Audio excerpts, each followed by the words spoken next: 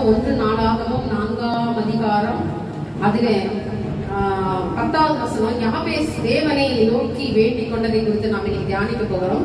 கர்த்தர் இந்த நாள்ல தேவன் யாபேஸ் கேட்டது தேவன் தந்தருளினார் இல்லையா? 10வது வசனத்தை நான் படிக்கிறேன். யாபேஸ் இஸ்ரவேலின் தேவனை நோக்கி, தேவரீர் என்னை ஆசீர்வதித்து என் எல்லையை பெரிதாக்கி உமது கரம் என்னோடு இருந்து தீங்கு என்னை துக்கப்படுத்தாதபடிக்கு அதற்கு என்னை விலக்கி காத்தருளும் என்று வேண்டிக் கொண்டான். அவன் வேண்டிக் கொண்டதை தேவன் தந்தருளினார். அல்லேலூயா, அல்லேலூயா. தேவன் தந்தருளினார். யார் வேண்டிக் கொண்டதை தேவன் தந்தருளினாரு? யாபேஸ். பாருங்க, அவனுடைய ஜெபம் எப்படிப்பட்டதா இருந்தது? தேவரீர் என்னை நீங்க ஆசீர்வதிங்க, என் எல்லையை பெரிதாக்குங்க, தீங்கு என்னை துக்கப்படுத்த கூடாது என்று சொல்லி தேவனை நோக்கி விண்ணப்பம் பண்ணுகிறான். ஆனா அந்த விண்ணப்பத்துக்கு தேவன் பதில் கொடுக்கிறார். ஆமென். எனக்கு அருமையான தேவனுடைய பிள்ளைகளே, உங்க விண்ணப்பத்தை நான் கேட்டேன். பாருங்க, எசேக்கியா ராஜா வியாதியா இருந்த பொழுது அவன் தேவனிடத்தில் விண்ணப்பத்தை வைக்கிறான். அடியாளுக்கு எனக்கு ஆயுசு நாட்களை கூட்டி கொடுங்க, தேவரீர் உமக்கு முன்பாக நான் உண்மையும் நடந்தேன் என்பதை நினைந்தவன் என்று கேட்ட பொழுது கர்த்தர் அவனுக்கு ஜீவனை கொடுத்தார். அல்லேலூயா. இங்கே யாபேஸ் தேவனை நோக்கி கேட்கிறான், எனக்கு நீங்க தீங்கு என்னை துக்கப்படுத்த கூடாது, என்னை எல்லையை பெரிதாக்கணும், என்னை நீங்க ஆசீர்வதிக்கணும் அப்படின்னு சொல்லி கேட்ட பொழுது தேவன் அவனுக்கு தந்தருளினார். நம்ம இன்னைக்கு கேளுங்க, அப்பொழுது உங்களுக்கு கொடுக்கப்படும், தட்டுங்கள் திறக்கப்படும், கேட்கிற எவனும் பெற்றுக் கொள்கிறான். விசுவாசிக்கும் கரங்களை தலையில சொல்லுவோமா? கேட்டா கிடைக்கும், கேட்கலன்னா இல்ல. அப்ப வாய எப்படி திறக்கணுமா சொல்லுவோம். ஏன்னா வாய ரொம்ப ஆணு திறந்துருக்கான ஆண்டவர் சொல்றாரு, உன் வாய் எப்படி திறக்கணும்? விரிவாய் தர. அப்படின்னு மெதுவா பேசாத, சத்தமா பேசு.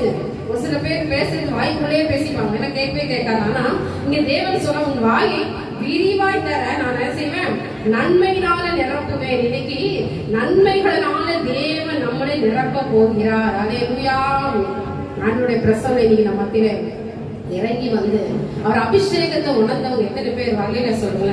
ஆராதிக்கும் பொழுது கர்த்தருடைய கரம் இந்த இடத்துல இறங்கி வந்தது. அடியால் உணர்ந்த எத்தனை பேர் உணர்ந்தீங்களோ தெரியல. இன்னைக்கு தேவனுடைய கரம் நம்மோடு இருக்கிறது. இன்னைக்கு யாபேஸ் ஜெபிச்சா மாதிரி இன்னைக்கு ஜெபிக்கிறவங்க தான் குறைவு. இன்னைக்கு ஜெபம் ரொம்ப கம்மியாயிடுச்சு. ஏன்னா நமக்கு சூழ்நிலை சந்தர்ப்பம் நல்லா நிறைய பிரச்சனை மத்தியில வாழறதுனால நமக்கு ஜெபம் இன்னைக்கு என்ன ஆயிடுச்சு? ரொம்ப கம்மியாயிடுச்சு, ரொம்ப குறைஞ்சு போச்சு. ஆண்டவர் கொடுக்கிற நேரம் காலம் ரொம்ப குறைஞ்சிச்சு. பாருங்க, இந்த யாபேஸ் மாதிரி தேவன் கிட்ட கட்டளையோட அதிகாரத்தோட ஜெபிக்கிற ஒரு அனுபவம் இன்னைக்கு நமக்கு இல்ல. பாருங்களேன் இல்லையா? அதனாலதான் ஆசீர்வாதங்கள் குறைவுபடுகிறேன். எனக்கு அருமையான தேவனுடைய பிள்ளைகளை, இப்பேற்பட்ட ஒரு நெருக்கமான சூழ்நிலையில, நெருக்கமான பிரச்சனையான சூழ்நிலையில தேவனை நோக்கி பார்க்கும் பொழுதுதான் கர்த்தர் உங்களை விடுவிப்பார். தேவன் இன்னைக்கு சொல்றாரு, 2 பேர் ஜெபிச்சாங்க.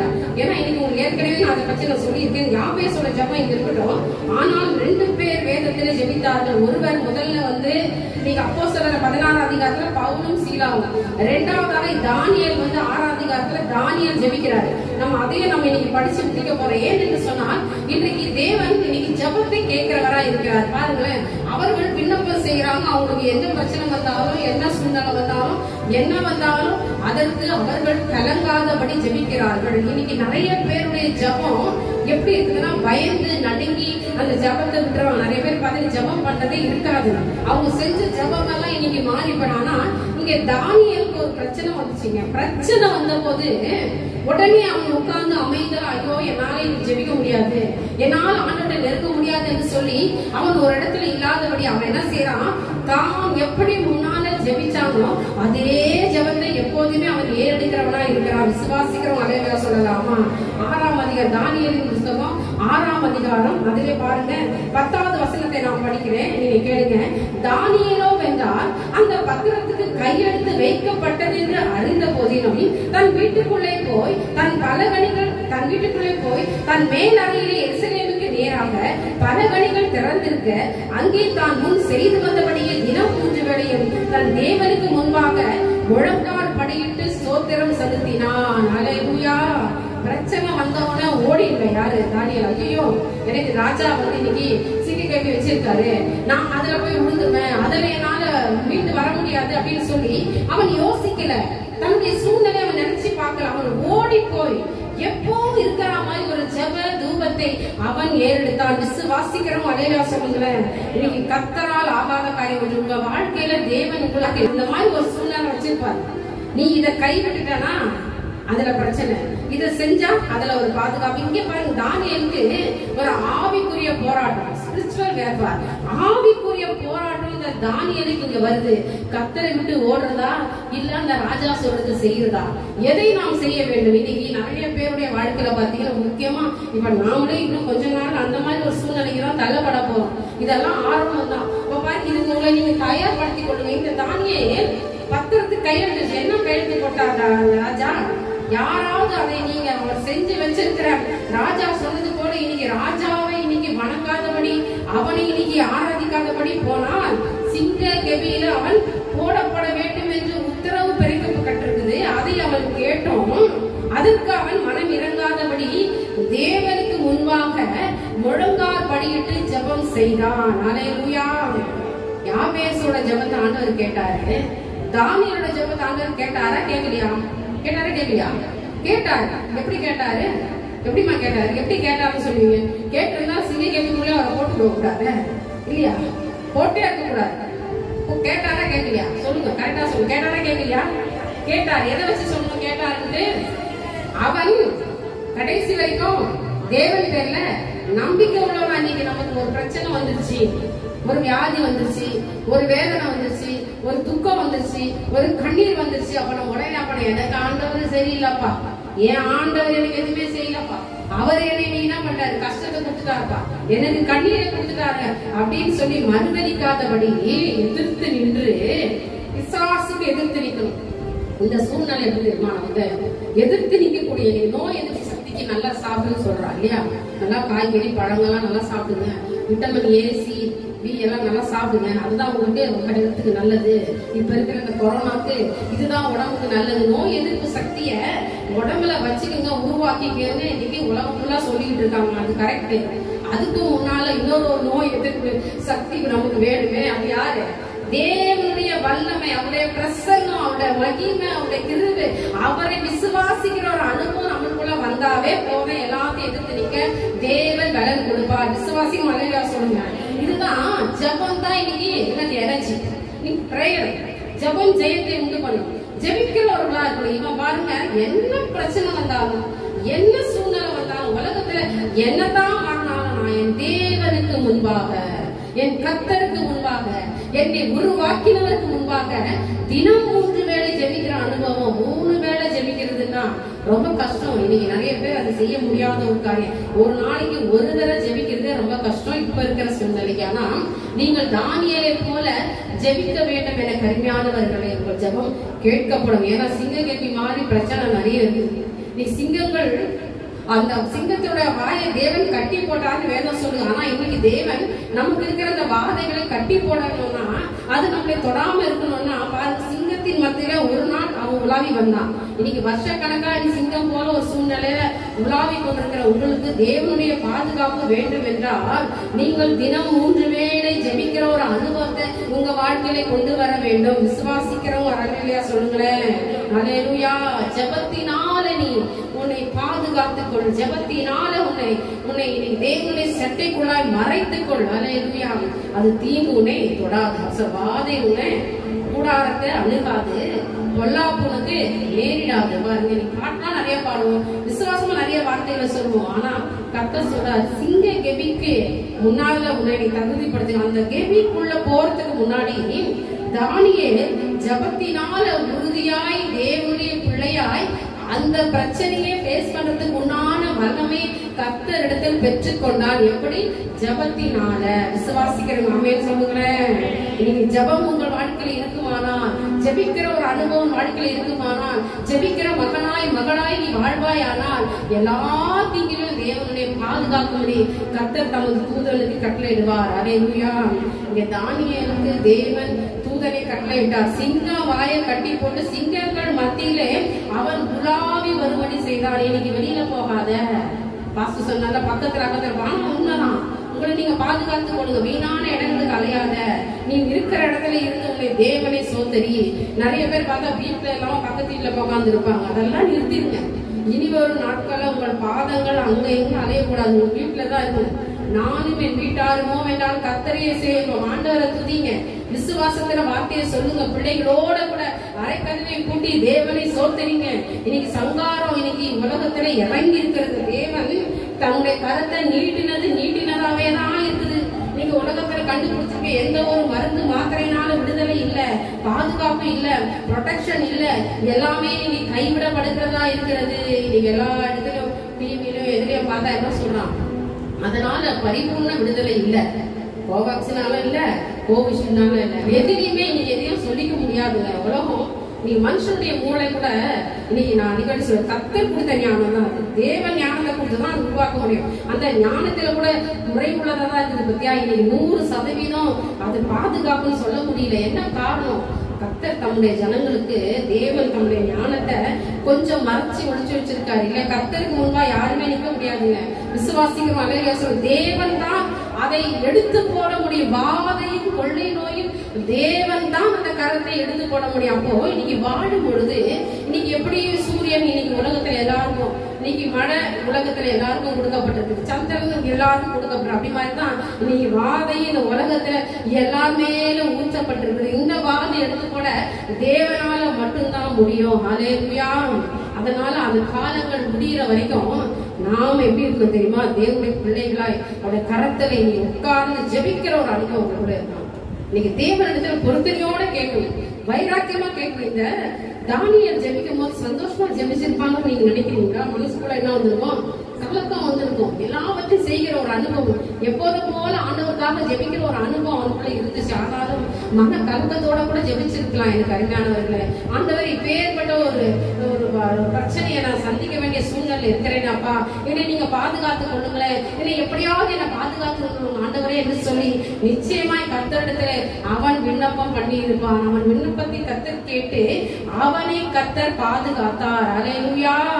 பாருங்க, ராஜா அந்த தானியேலை நோக்கி பார்க்கிற மாதிரி கர்த்தர் வச்சுட்டார். அல்லேலூயா. இன்னைக்கு தானியேலுக்கு செய்த மிகப்பெரிய ஒரு அற்புதம் என்னன்னா, சிங்கத்தோட வாயை கட்டி சிங்கங்களோட ஒரு இரவு முழுவதும் அவன் இருந்தான் பாத்தீங்களா? அதுதான் கர்த்தர் அவனுக்கு கொடுத்த கிருபை. அல்லேலூயா. ஒரு நாள் ஃபுல்லா நீ சிங்கங்கள் கூட வாழணும் அப்படின்னா அந்த மாதிரி ஒரு சூழ்நிலையில இன்னைக்கு தள்ளப்பட வேண்டிய ஒரு நிலைமை நமக்கு வந்தா நாம என்ன செய்வோம்? உடனே நம்ம என்ன செய்வோம்? அதெல்லாம் பாத்துக்கலாம், அப்புறமா அவர் என்ன சொல்றாரோ அதை கேட்டுட்டு போயிடலாம். இப்ப ராஜா சொல்றதை கேட்போம், ராஜா போட்டிருக்க கட்டளையை கீழ்ப்படிவோம். அதுதான் இன்னைக்கு நம்ம உலகம், அதுதான் வாழ்க்கை, அதுதான் நமக்கு இன்னைக்கு வேணும் என்று சொல்லி உடனே நம்மளை மாற்றிக்கொள்வோம் இல்லையா? ஆனா தானியேலுக்குள்ள ஒரு வைராக்கியம் இருந்துச்சு, நான் என்ன வந்தாலும் ஆண்டவருக்காக நான் நிற்பேன் என்று. அல்லேலூயா. எல்லாவற்றுக்காகவும் கர்த்தருக்காக எழுதி வெல்லுங்க. உங்க வாழ்க்கையை தேவன் மாற்றி போடுவார். அல்லேலூயா. அவன் தான் முன் செய்து வந்தபடியே தினம் 3 வேளை ஜெபம் பண்ணினான். எப்படி ஜெபம் பண்ணானா? முழங்கால் படியிட்டு. அல்லேலூயா. முழங்கால் படியிட்டு ஜெபிக்கிற அனுபவம் நிறைய பேருக்கு குறைவு. ஏன்னா அது ரொம்ப கஷ்டமாயிடுச்சு. இப்ப நமக்கு எல்லாம் பலவீனமாயிட்டு உட்கார முடியல, நிக்க முடியல, நடக்க முடியல, முழங்காலே போட முடியல. அந்த முழங்கால் ஜெபம் என்பது நிச்சயமா வெற்றியை கொடுக்கும். நீங்க ஒரு நாளைக்கு ஒரு தடவையாவது முழங்கால் படிக்கிட்டு ஜெபிக்கு பழகுங்க. உங்க வாழ்க்கையில அநேக அதிசயங்கள் அற்புதம் நீ காணும். தானியேலோட தேவன் அவனை பாதுகாத்து அவனை தப்புவித்தார். அல்லேலூயா. அவன் 16வது வசனத்துல ராஜாட்ட சொல்றான் பாருங்க. ராஜா அப்பொழுது ராஜா அவர்கள் தானியேலை கொண்டு வந்து அவனை சிங்கங்களின் கெபிலே போட்டார்கள். ராஜா தானியேலை நோக்கி, நீ இடைவிடாமல் ஆராதிக்கிற ஒரு தேவன் உன்னை தப்புவிப்பார் என்றார். ராஜா சொல்லி, இடைவிடாம ஆராதிக்கிறப்பா உன் ஆண்டவனை தப்புவிப்பார் அப்படின்னு சொன்ன பொழுது தேவன் கிட்ட பாரு. அப்புறமா ராஜா வந்து 22வது வசனத்துல அதுக்கு முன்னாடி வந்து இவன் பேசுறான், தானியேல் பேசுறான், சிங்கங்களை சேதப்படுத்தாதபடி தேவன் தம்முடைய தூதனை அனுப்பி அவர்களின் வாயை கட்டி போட்டார். அது ஏனென்றால் அவருக்கு முன்பாக நான் குற்றமற்றவனாய் காணப்பட்டேன், ராஜாவாகிய உமக்கு முன்பாக நான் நீதிகேடு செய்ததில்லை என்றான். அல்லேலூயா. பாருங்க, இன்னைக்கு ராஜாவுக்கும் உண்மையா இருக்கிறான், ஆண்டவருக்கும் உண்மையா இருக்கிறான். இன்னைக்கு நம்ம மனுஷரை பிரியப்படுத்திட்டு கர்த்தரை விட்டுருவோம். இன்னைக்கு கர்த்தரை விடாதீங்க, மனுஷனுக்கு ரெண்டத்தையுமே நீங்க அவங்களையும் நம்ம செய்ய வேண்டிய, அதாவது மனுஷனை பிரியப்படுறதுக்கான கர்த்தருடைய பிள்ளைகள் தாய் தப்ப நம்மளுக்கு கூட சேர்த்து வாழுறவங்க, அவங்க எல்லாரையும் சந்தோஷமா சமாதானமா வச்சுக்கொள்ளும். தேவனுடைய சமூகத்துல வரும்போது கர்த்தருக்கு செய்ய வேண்டிய கடமைகளை சரிவர செய்வது தான் இன்னைக்கு மனிதனுடைய வாழ்க்கையா இருக்கிறது. அல்லேலூயா. இப்படி ஒரு நம்ம வாழ்க்கையை சரிவர செய்து கொண்டு போகும்போது கர்த்தர் இந்த மாதிரி சிங்கம் போல ஒரு சூழ்நிலைகள், சிங்க கேள்வி மாதிரி ஒரு பிரச்சனை வந்தாலும் அதுல இருந்து தேவன் நம்மை பாதுகாப்பார். விசுவாசிக்கிற மலையா சொல்லுங்களேன். கர்த்தர்கிட்ட இருந்து உங்களுக்கு ஒரு பாதுகாப்பு வருகிறது. தேவனை கர்த்தரிலிருந்து உங்களுக்கு ஒரு பாதுகாப்பு வருகிறது.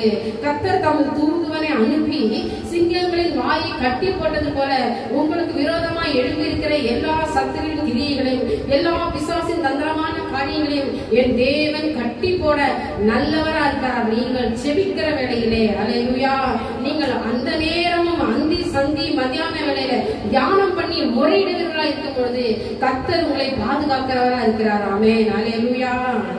இவர் ஜெபிச்சது 3 வேளை இல்லையா? யாபேஸ் ஜெபிச்சது பொதுவான ஒரு ஜெபம். இன்னைக்கு 3ஆவதாக ஒருத்தர் பார்க்க போறோம். அவங்க ஜெபிச்சது நடுராத்திரியில. பவுலும் சீலாவும் தேவனை நோக்கி பார்த்தார்கள். இவனுக்கு மரணம் தான் வாழ்க்கை, தப்புவிப்பா இல்லைன்னு சொல்லி பார்த்த நேரத்தில் தேவன் அந்த தானியேலை தப்புவிச்சார். இங்கே பவுலும் சீலாவும் அப்போஸ்தலர் 16ஆம் அதிகாரத்திலே இங்கே பவுலும் சீலாவும் நடுராத்திரியிலே தேவனை துதித்தார்கள். அப்போஸ்தலர் 16ஆம் அதிகாரத்தில் 25வது வசனத்தை நான் படிக்கிறேன். நடுராத்திரியிலே பவுலும் சீலாவும் ஜெபம் பண்ணி தேவனை துதித்து பாடினார்கள். காவலில் வைக்கப்பட்டவர் அதை கேட்டுக் கொண்டிருந்தார்கள். விசுவாசிக்கிறவங்க ஒரு அல்லேலூயா சொல்லலாமா? அல்லேலூயா. நடுராத்திரியில ஜெபிக்க முடியுமா? அது அவங்களுக்கு கஷ்டமான ஒரு சூழ்நிலையாச்சே. இப்ப இருக்கிற பிரச்சனை தூங்குறதே நடுராத்திரியில தானே. நான் எப்படி ஜெபிக்க முடியும் அப்படின்னு சொல்லி இன்னைக்கு கேட்கலாம். நான் ஆண்டவர் சொல்றார், மகளே, எனக்கு அருமையான தேவனுடைய ஜனமே, நீ நடுராத்திரில என்னை நோக்கி பாரு. உன் வாழ்க்கையில ஜபத்தை வினாத வையி, உன் வாழ்க்கை ரொம்ப சூப்பரா போயிட்டு இருக்கும். அல்லேலூயா. ஜெபிக்கிறவங்களுக்கு என்னைக்கு தோல்வி இல்லைங்க. தோல்வி வர மாதிரி தெரியும், ஆனா கடைசியில ஆண்டவர் கையை பிடிச்சு தூக்கி விடுவார். அல்லேலூயா. ஜபமே ஜெயம், ஜபமே ஜெயம். இந்த பாடல் ரொம்ப அருமையான ஒரு பாட்டு. ஜெபிக்கும் போது ஜெயம் பெற்றுக்கணும் இல்லையா? நாம் எல்லாரும் அந்த நீங்க ஜெபிச்சு பார்த்து சோர்ந்து போனவங்களே இல்ல, எனக்கு வெற்றி இல்ல தோல்விதான் அப்படின்னு சொன்னவங்க யாருமே இல்ல. ஜெபிச்சுட்டு ஜெயம் தான். ஜெபிச்சா ஜெயம். முழங்கால முடக்கி ஜெபிக்கும் பொழுது எந்த மாதிரி சூழ்நிலை இருந்தாலும் கர்த்தர் அதுக்கு பதில் கொடுக்கிறார். பாருங்க, இவங்க செஞ்ச ஜெபம் இந்த மாதிரி ஒரு சூழ்நிலையில துதிக்க முடியுமா, பாட முடியுமா அப்படின்னு சொன்னா கர்த்தர் பேர்ல அவங்க எப்பேற்பட்ட ஒரு அன்பு வச்சிருந்தா நைட்டு 12 மணிக்கு 1 மணி ராத்திரியில தேவனை துதித்து பாடி இருப்பாங்க. விசுவாசிக்கிறவங்க அல்லேலூயா சொல்லுங்க. நீங்க கனநித்திரையின் ஆவிகள், தூக்கத்தின் ஆவிகள், நீங்க அப்படியே தூக்கம் மயக்கம். உலக கவலை அழுத்துது. ஏன் தூக்கம் வருது? உலகம் கவலை அழுத்துது. தூக்கமே வரலன்னா ஒண்ணு பலவீனம், இன்னும் உலகத்தின் கவலை, நம்முடைய மனசு கவலை அழுத்தி அழுத்தி அழுத்தி நீங்க தூக்கம் லேட்டா தூங்க வைக்குது. 1 மணி வரைக்கும் அப்படியே யோசனை வந்துட்டு தூங்க வைக்கும் போது காலையில நம்மளால எழுந்திருக்க முடியல. சரி, தூக்கம் வரலையே, அப்போவாது முழங்கால் படிட்டு ஜெபிக்க மனசு தோணும்? ஆமா, தோணாது. அப்போ நம்ம எதை பார்க்க தோணும்? அந்த டைம்ல ஏதாவது போன் பார்த்துட்டு இருக்கலாமா, மொபைல் ஏதாவது பார்க்கலாமா? பாருங்க, பிசாசு நம்ம எப்படி கொண்டு போறான் பாத்தீங்களா? நம்ம சரீரத்தை ஏக்கி கொண்டிருக்கிறான். இன்னைக்கு இச்சையின் ஆவிகள் உலகத்தின் பிரகாரம் ஓடிக்கிறதுனாலதான் இன்னைக்கு நம்மளுக்குள்ள ஒரு எழுப்பதில் இல்லை. எனக்கு அருமையான தேர்வை பிள்ளைகளே, உங்கள் நேரங்களை காலங்களை செலவிடும் பொழுது கொஞ்சம் யோசித்து பார்த்து செலவு செய்யுங்க. பணத்தை மாத்திரம் யோசிச்சு செலவு செய்யறதில்ல, உங்க டைம் இன்னைக்கு ஷெட்யூல் பண்ணி வச்சுக்கோங்க.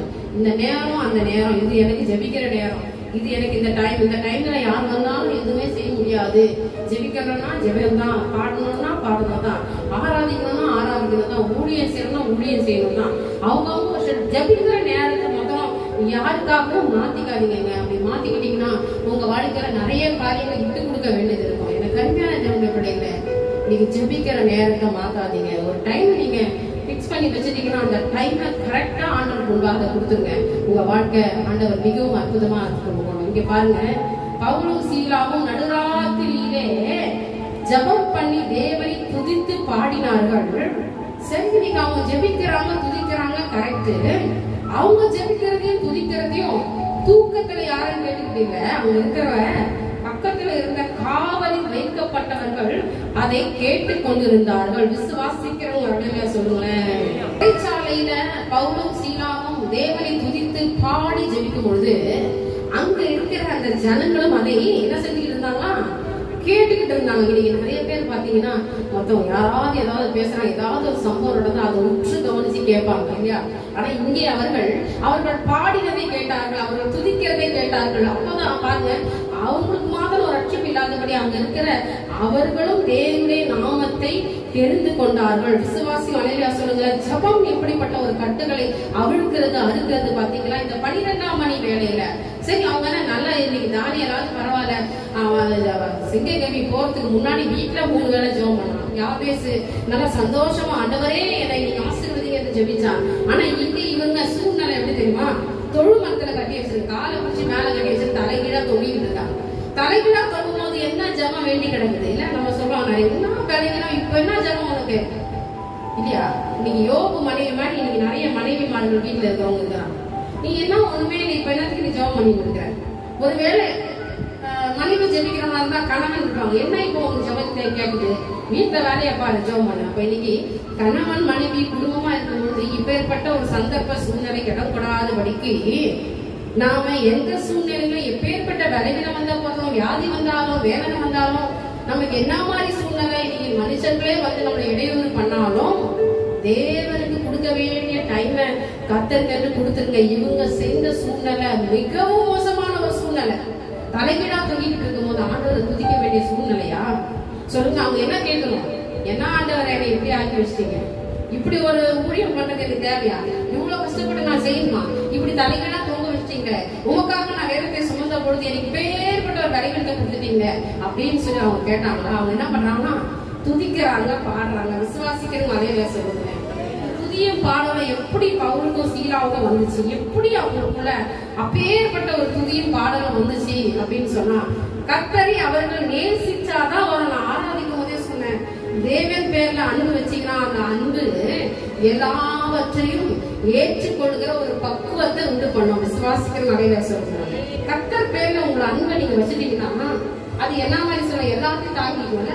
பொதுவா இப்ப நீங்க நிறைய பேர் பார்த்தா தாங்கிக்கிற ஒரு அன்பு பரவாயில்ல ஏற்கிறேன் இருக்கட்டும் அப்படின்னா அவங்களுக்குள்ள தேவன் மேல அவங்க மிகவும் அன்பு செலுத்துறதுனால அந்த தொழுமரத்துல கட்டப்பட்டிருந்த சூழ்நிலையிலும் அவர்கள் வேதனையை அனுபவிச்சுட்டு இருக்க அந்த நேரத்திலும் தேவனை துதித்தார்கள். அல்லேலூயா.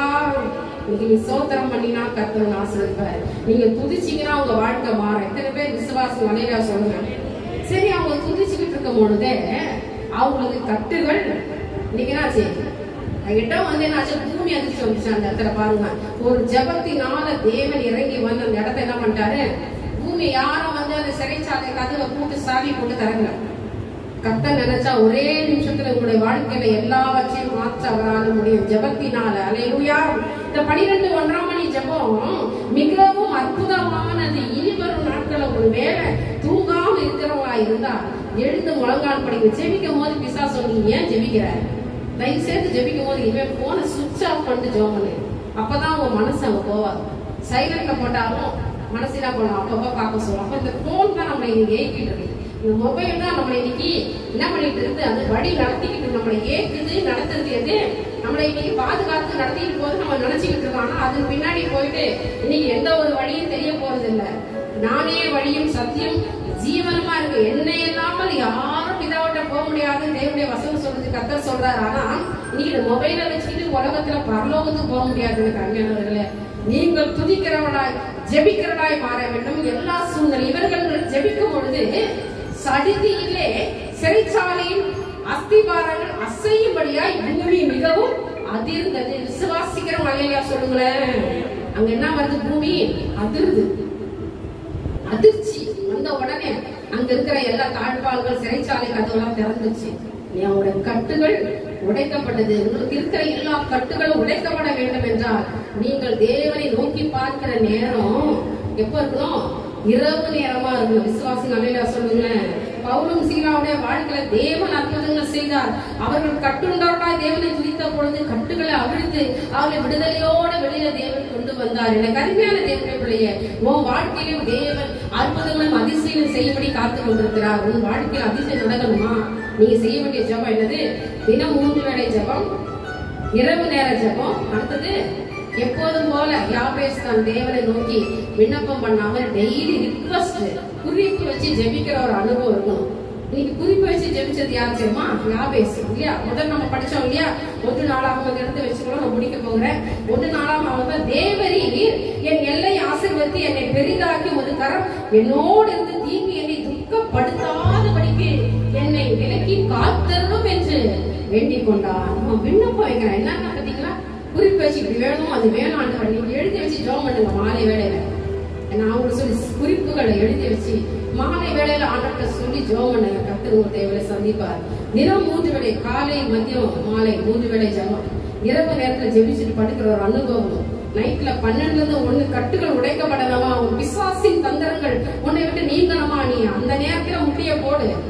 கட்டுகள் விலகுனா இன்னைக்கு டாக்டர் கொடுக்குற மருந்து மாத்திரை கரெக்டா எடுத்து 3 வேளை சாப்பிடறோம். நம்ம ஏன் சரிவர அந்த டைம்ல முழங்கால் படியிட முடியல, நம்மளால ஏன் பலவீனப்படுறோம், ஏன் ஜெபிக்க முடியல, ஏன் நம்மளால செய்ய முடியல, இதுக்கெல்லாம் என்ன காரணம்? கர்த்தர் பேர்ல அன்பு வைக்காமல் இருக்கிறது. கருமையான தேவனுடைய பிள்ளைகளே, கர்த்தர் சொல்ற நீ ஜெபத்தினால நீ ஜெயத்தை பெற்றுக் கொள்ள போற. இந்த மாதத்துல உங்களை பாதுகாத்துக்கணும்னா இனி உலகத்துல இருக்கிற அந்த மோசமான வியாதியின் வேதனைகள் உங்களை தொடாம பாதுகாக்கணும். நீங்க ஜெபத்துல இருப்பீர்கள் என்றால், ஜெபிப்பீர்கள் என்றால் கர்த்தர் உங்களை பாதுகாப்பேன் என்று கர்த்தர் சொல்கிறார். விசுவாசிகளை சொல்லமா, நாம் எல்லாரும் கண்களை மூடி முழங்கால் படிட்டு ஆண்டோட கருத்தை நம்ம அர்ப்பணிப்போம். ஆண்டவரே, இன்னைக்கு எங்களோட பேசுற பிரகாரம் எங்களை நீ பாதுகாத்தரணும். ஆண்டவரே, நீ தானியேல் 3 வேளை ஜெபித்த பொழுது அவனை சிங்க கெபியிலிருந்து அவனை பாதுகாத்து உலாவி வர செய்த தேவன். ஆண்டவர், பவுலும் சீலாவும் ஜெபித்த பொழுது கர்த்தர் அவர்களை விடுவித்து சிறைச்சாலையின் கதவுகள் மூடி அதிரும்படியாய் அவளை வெளியிலே கொண்டு வந்தீரே. யாவே தேவனை வேண்டிக் கொண்ட பொழுது அவனை நீங்கள் பாதுகாத்து அவனுடைய விண்ணப்பத்தை கேட்டு ஆசீர்வதித்தீரே என்று சொல்லி தேவனை நோக்கி பார்ப்போமா? அல்லேலூயா. கர்த்தர் நல்லவர். உங்கள் கண்களை மூடி ஆண்டவரை நோக்கி பாருங்க.